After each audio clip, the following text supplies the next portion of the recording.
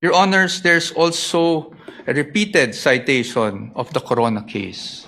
But we would just like to point out that the Corona case was tried, decided upon way before Duterte versus HOR.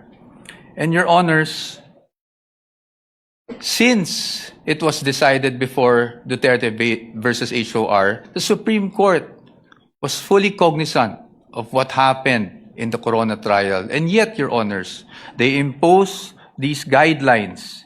In fact, the line itself in the Duterte versus HOR is we clarify, I quote, we clarify the constitutional requirements of impeachment. At kasama doon yung nabanggit namin kanina on what constitutes an impeachable offense. And that is very clear. Marahil, sinasabi natin na yon ay isang obiter, pero Your Honors, paano po magiging obiter yon? Kung yun mismo ang itinakbo ng desisyon.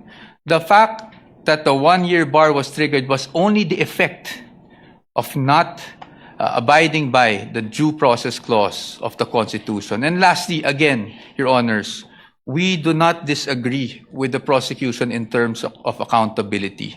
Again, no one is above the law, but no one should also be deprived of the protection given by law, Your Honors. Thank you.